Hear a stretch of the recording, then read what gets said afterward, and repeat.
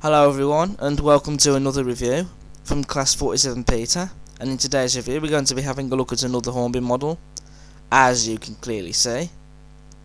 And as promised in the last review, this is going to be a review of the Hornby B12, the new tooled version, in which in this review I shall be doing a comparison between the new B12 and the old one. Now this model, it was released at the end of last year in December. I got this model after Christmas, which I actually bought on my birthday because I decided to treat myself to this model. And I bought it from Track Shack, which this was the last model they had in stock. And I purchased this model for £125, which, in my opinion, is a very good price for this locomotive. And I've been looking forward to this model since it was announced in 2015. And I had this on my wish list. And this model, as you can see, is in the LNER Green livery, which is the one I wanted, because in my opinion I think the LNER livery is the best livery to go for. Not to say that there's anything wrong with the black liveries, because there isn't, but I just wanted the LNER Green one, because that is the one that I preferred out of the lot that have currently been released.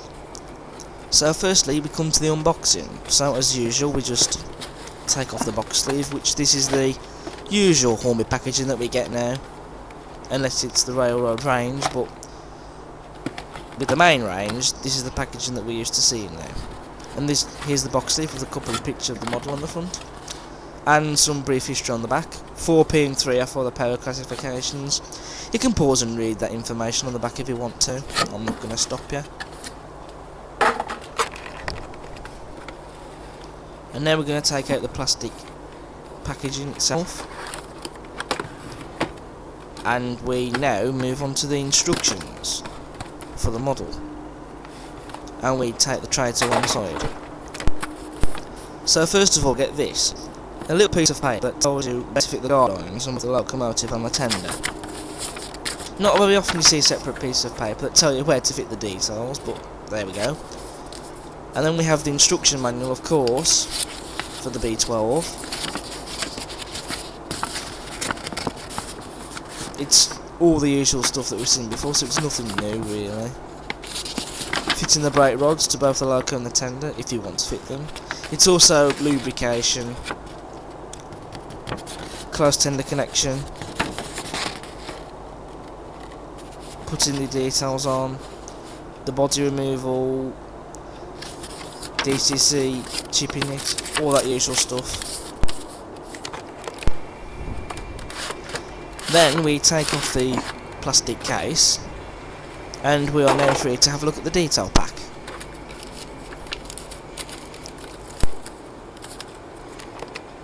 So in this little bag of details we get the brake rods for both the loco and the tender, a spare slim tension lock coupling to fit on the locomotive, if you wish to do so, that is. You also get the guard irons to fit on both the locomotive and the tender, and they are painted red, and they do have some rivet detail on them as well, which is quite nice. And these are essentially the same guard irons that you get with the D16 model. We also have a couple of vacuum pipes, and we also get a couple of brake pipes as well, so you get 2 each. There's one already fitted to the tender, but you get 3 in this case in the detail pack, so there's 2 that are on the tender and 2 to fit on the loco on the front buffer beam. But as there's one already fit onto the tender, you only need to fit the 1 on. Whereas in the case of the locomotive, you need to fit the 2 on. Now with detail covered, we just need to get the model out of the box, or out of the packaging rather. So we undo the flap, and then we can just lift the model out. Which you must lift the loco and the tender out together, because they are both connected. And the loco doesn't seem to want to come out for some reason, which is unusual.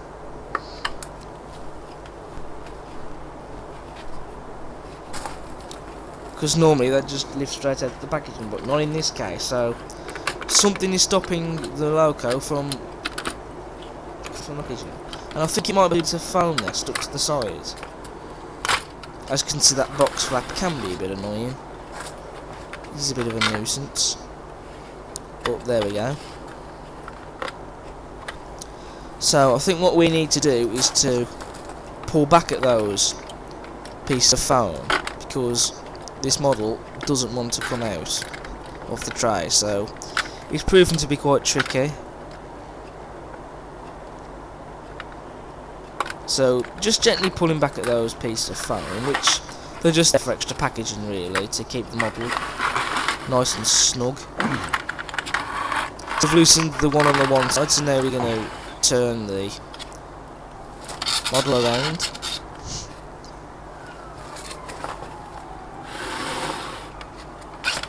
And then we can pull back at the other foam piece, and then hopefully it should lift out of the tray. Very crudely, yes I know that I'm using a WD-40 can to weigh down the box flap, but because it just keeps flapping about all over the place, that's basically why I've done that. So, pulling back at those foam pieces, and she should hopefully now lift straight out of the tray. And yes, that has been a success. So it's those foam pieces that you must be careful of, because they are a bit of a nuisance. But the model is now finally out, and so now we can look at her in detail. But before we do take a look at this model in detail, I'm going to talk about the weight first, and this model is a very heavy model, so there's a lot of weight in this model, so there's not going to be any problems with traction whatsoever for this locomotive to pull trains. But this is what we want. We need the weight in these models because it's important, because if it wasn't there, this model wouldn't be able to pull anything. I move the detail, which this model has metal sprung buffers, so if you like the sprung buffers, that'll keep you happy. Moving on to the buffer beam, you can see that there are some rivets on there and a coupling hook. You can also see the holes for the detail parts to fit into. You've also got the locomotive's running number printed on the front, and you've got that nice white lining around the buffer beam. And also, we do have the NEM socket attached on the bogie there. Of course, that's for that coupling to fit into, if you wish to put it on.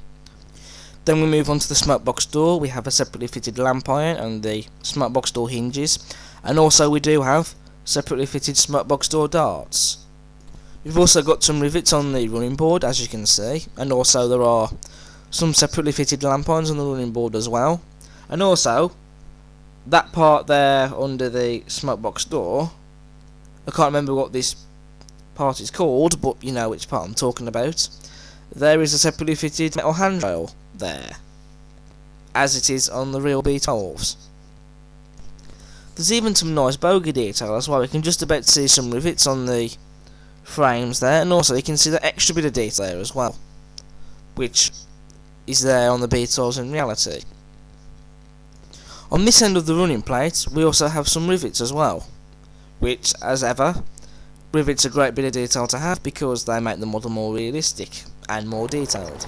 We've also got some pipework that runs underneath and alongside the running plate and up to the end of the cab.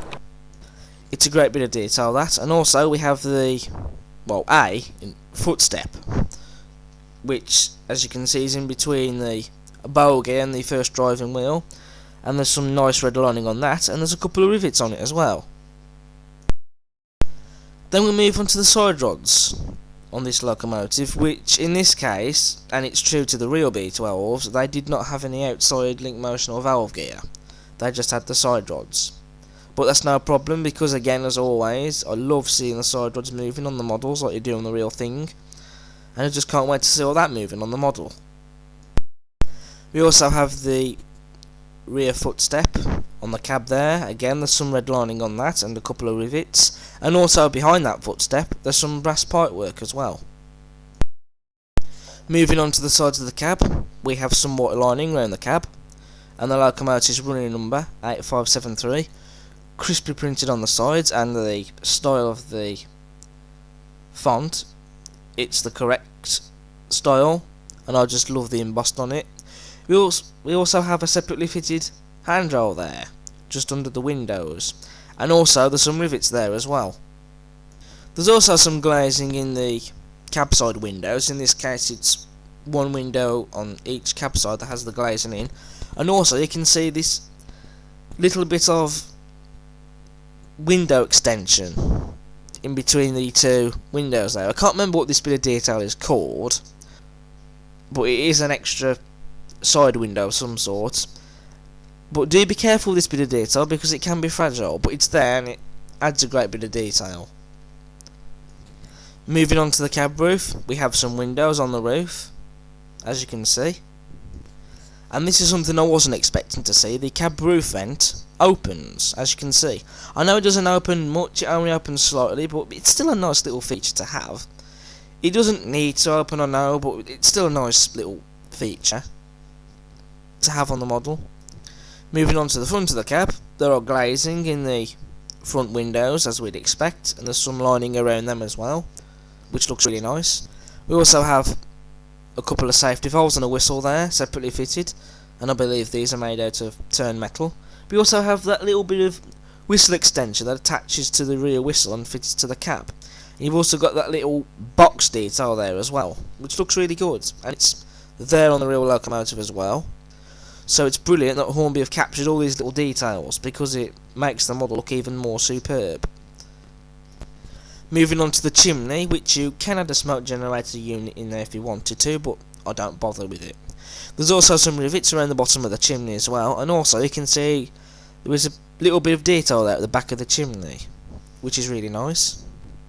Don't know what that bit of detail is called or what it's there for, but it's there.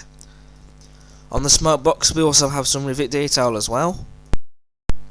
Then just under the smoke box we have some more rivet detail there, as you can see, and it looks brilliant. Then we have these, which are out of steam pipes. Now, not all B12s in this livery had them, but in this case, this model does have them. But I have seen photographs of B12s in this livery that do have these, so that's a great bit of detail to have, because it adds to extra detail. We also cannot leave out the separately fitted metal handrail that runs all the way down alongside the boiler and curves up around the front of the smoke box door. There's also some daylight under the boiler, and inside there is actually some detail fitted. So you can actually see some detail in there that basically replicates all the inside moving parts, so it makes the model look all the more realistic. And also, just at the side there, you can just about see a small separately fitted metal handrail just in front of the first wheel splasher. Then moving on to the wheel splashers, or wheel arches, whatever you want to call them. They have some beautiful crisp lining on them, and also there is actually some gold lining around just the top on the wheel arches, and that looks really nice. And again, it's like that with the real B12 8572, which is the sole preserved B12 that there is in preservation, and so it's a beautiful feature to have, and it looks stunning. And on the front wheel arch we have a builder's plate, which actually has the locomotive number printed on that, and it tells you basically where it was built and what year it was built, and it's crisply printed on and it looks nice. Then we also have these little bits of detail, which are washout plugs, I believe, and they're there, and they're a nice bit of detail to have. And we also have some beautiful lining on the boiler bands. Just look at that, the white and black lining, it's stunning. No other word for it. We've also got a nice dome there in the middle of the boiler, as there should be. And this is a superb feature. I don't know if it's there on the B12s in reality, but I think it is. But just on top of the boiler there, you can see that there's quite a lot of rivets there, and that just looks fabulous. We then move on to the cab interior, and the detail inside here, it is superb as always. You've got the regulator, the injectors, the gauges, the dials, everything you could possibly want and expect is there, and it's all painted, and it's just superb. And it's details like this that make the model even more realistic, and it's always a pleasure to see that. Moving on to the tender now, you can see that there is some detail in the front there. You have a handle to transfer the water from the tender to the boiler, and a couple of storage cabinets. And something I should have mentioned earlier, on the rear of the cab ends we have some separately fitted handrails, We also have the tender frames, which you can see there is a footstep there. You've also got the axle boxes and the springs and the holes in the middle cut into them like it is in reality. And you've also got some red lining on various parts of the tender frames, and it looks stunning. You've also got some separately fitted metal handrails on the front of the tender there, as well as a couple of these tender doors, and even they have the livery on them with lining around them, and it looks stunning. We've got the stunning LNER font lettering on the sides of the tender there, and again it's the correct font with the beautiful embossed, and also you have some brilliantly crisp lining around the tender there on the sides. The tender is also the correct height as well. This tender in particular is the GER Holden style tender. You also have some separately fitted metal handrails there on the ends of the tender, and painted green in the same livery as the locomotive and tender. We've also got a channel on the top of the tender there, and you've also got some pipe work running down alongside that, as you can see. And also we have these little bits of detail which are fire iron holders, and basically if you want to you can put some fire iron tools on there like shovels and poking sticks and all that. I'm not going to do it, but it's there if you want to do it, and it's a superb bit of detail to have.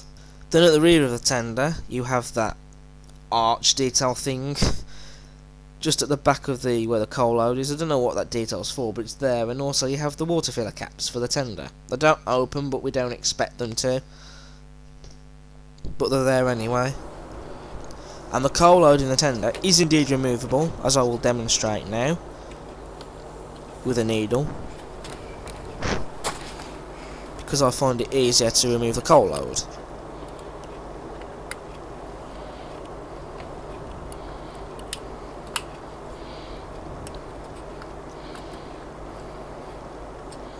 And the coal load pops out like so.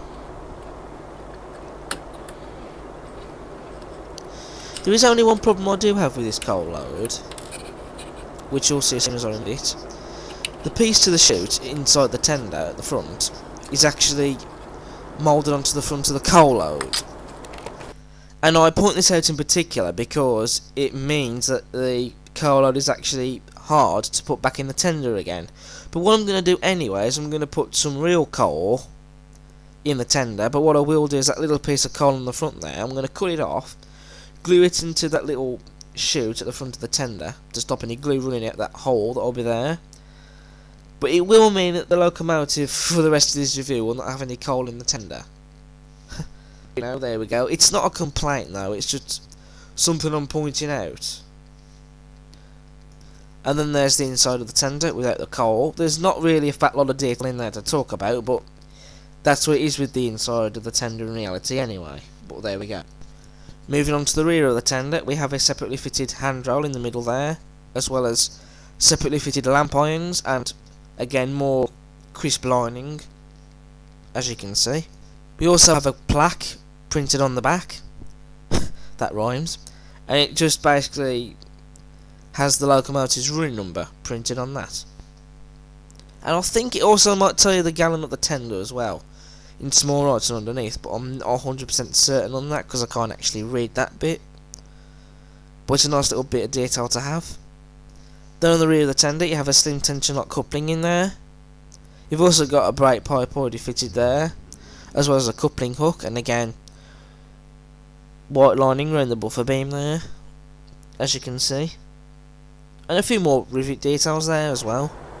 And just like the buffers in the front, the buffers on the tender are metal and sprung load as well. Don't have much care for sprung buffers, but they're there anyway. And the other side of the tender, it has the same details on the other side. Separately fitted handrails, cab door, beautiful font and lining, and again more detail on the other side of the frame plates, as there should be. Now the other side of the B12 does have some detail differences. There are some different details there, so this is worth talking about. Firstly, the pipework behind this footstep is different to that on the other side. It's only a small thing, but it's still worth mentioning. We also have the separately fitted Westinghouse pump, which has some beautiful detail on it. Just look at the lining on that, and the pipework that's been separately fitted and added onto that. It just looks stunning. We also have the reversing lever that's painted silver, and that's been separately fitted as well, and that looks nice. On this side of the model, you can actually see all the inside details there, under the boiler there more clearly. Not really much of a detailed difference there, but it's still worth talking about, in my mind. We also do have some lubricator mechanism there though on this side, which you didn't get on the other side of the loco. There's also some pipe work separately fitted to that as well, which is great. Then we also have this pipe work running alongside the boiler on top of the handrail, and that is separately fitted. As you can see in this photo here, you can see clearly that that pipework has been separately fitted, and it looks superb. And again, it's on the B12s in reality, so it's brilliant that Hornby have put that on the model. And I've saved talking about the livery tool last. It is stunning. The correct shade of LNER apple green, and it's all even, there's no errors in the paint. The lining is beautiful because it really does help to lift the livery, and I love the red lining highlighted on some of the areas, and some of the areas on the loco that's painted black, and it looks superb. It really does. It's just a beautiful livery application. Now we're going to do a comparison with the old Hornby B12. Now, because I don't have this old B12 model anymore, because I sold it to get the new one, you won't be seeing these models standing side by side each other, but you don't really need to necessarily do that for a comparison. Now, the first thing I'm going to talk about with this old B12 is the fact that the buffer beam is completely devoid of rivets. There's no rivets on there at all. Also, you only get one brake pipe to fit onto the buffer beam, and also the smoke box door itself, it's not really all that detailed. The smoke box door darts, not only are they a bit too small, they're just moulded onto the front, and also the running number on the front, it's just printed onto the smoke box door hinge. There's not even a smoke box door number plate there. Then we come on to this here.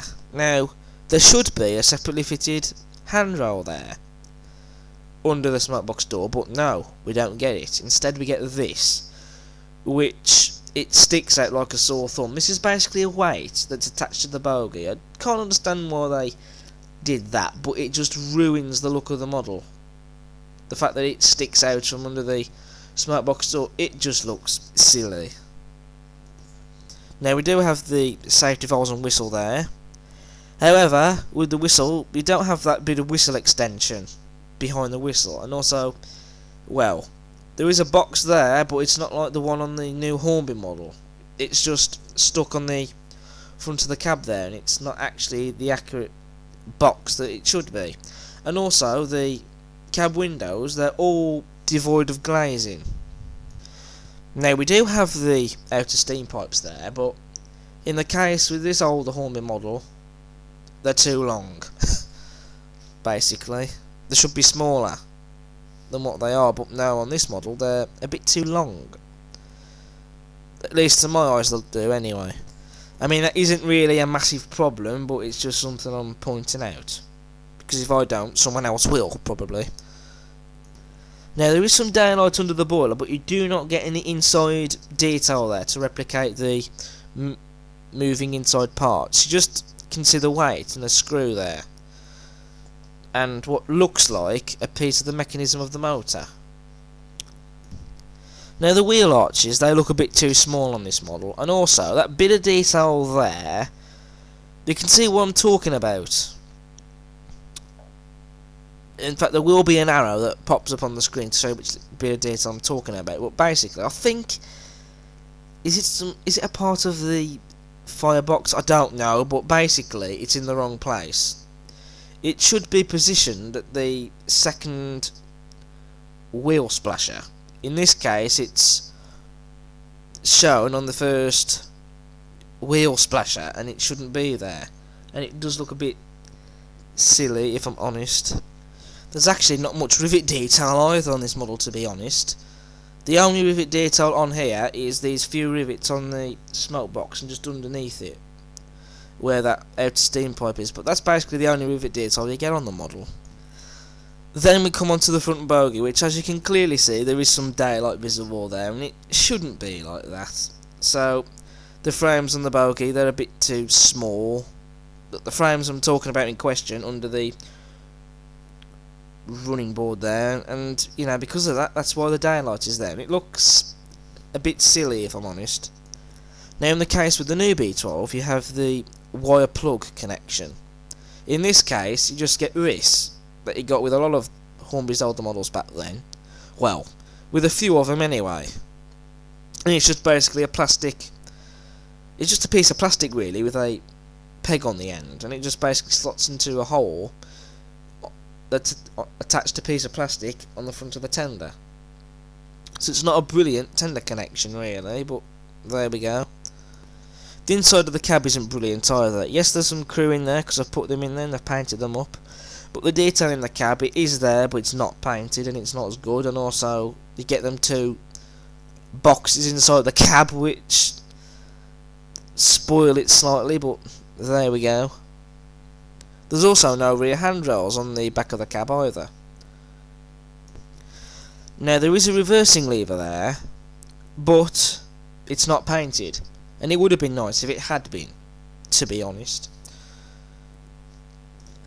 And the Westinghouse pump, the pipework and the Westinghouse pump itself, it's moulded onto the side of the boiler, so it doesn't look as nice. Now, the tender has one of the more crucial things about this model. The tender is actually a bit too small, as you can see, and it looks ridiculous, really, to be honest with you. And even the tender is lacking detail. The coal, it's just horrible moulded coal. There's no channel at the top of the tender there, where there's no pipework that runs down alongside, and you don't get the fire iron tool holders either. So, alas, even the tender's lacking detail. And for granted, at the front of the tender, there isn't even a handle there either. The back of the tender, though, does have a bit of detail. I mean, at the sides of the tender, you have the metal separately fitted handrails. At the back of the tender, you have that separately fitted handrail in the middle. And some moulded lamp irons that look a bit silly, but there isn't a lamp iron on top of the tender like there should be. Again, there's just one brake pipe at the back. There's no coupling hook there, it's just a plastic stub there, and also the couplings on this model, they're the big fat chunky ones. A few other things to talk about this old B12 model. There's no rivets on top of the boiler, there's just a mould line there. The boiler itself, to me, just looks ill-proportioned somewhat, but that could be just me, really, at the end of the day. And also the pipework on the other side of the model, it's there, but it's not separately fitted. It's just moulded on, and it doesn't look very convincing. But all these factors together, there's no competition between these two models. The new Hornby B12 is a miles better model. It's more accurate to the real thing, it's more detailed, and it's just an overall better model. Not to mention even everything, it's all accurate. Even the tender is the right height.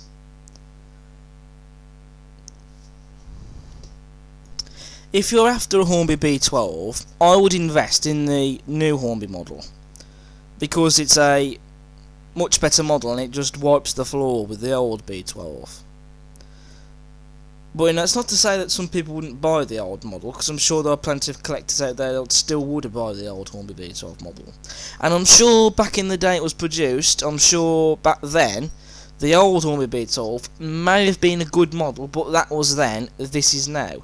If you put it alongside the new Hornby B12, or any other model that we have today in the market for that matter, it just looks old and very outdated and just not that detailed by comparison.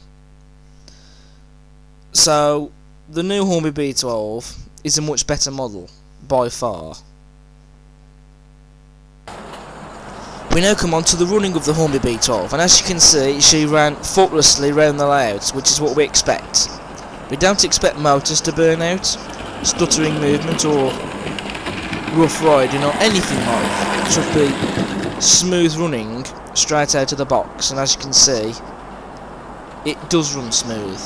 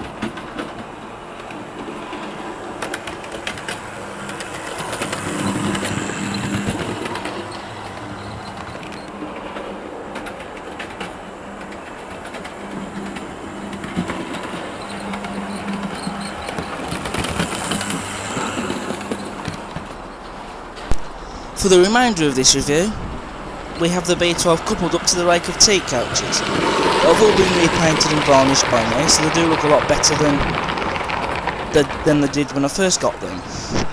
I still need to extend this rake that I shall be doing in the not too distant future, and I'll need to buy some transfers to number them as well.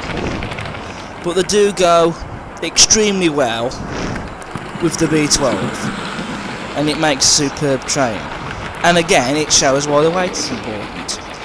I know that these coaches are not massively heavy, but then you don't expect them to anyway. But there is some weight in these coaches, so it still adds some weight to it, so it is a loaded test in a way.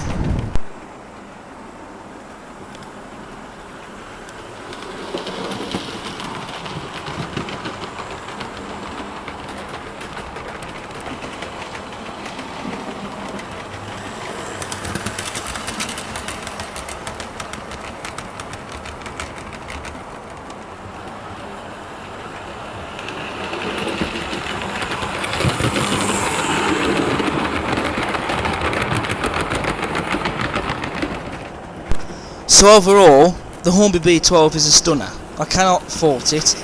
I know I have said that one little niggle about the cola, but that's not something that lets the model down. It's not really an issue or a problem. I was just pointing it out that it can be difficult to put back in again, but it's a superb model, and like the Peckett, it's one of Hornby's best models. I thoroughly recommend it. If you haven't got one, you need to get one of these, because they are well worth the money and they are just so stunning and more superior over the old Hornby B12s.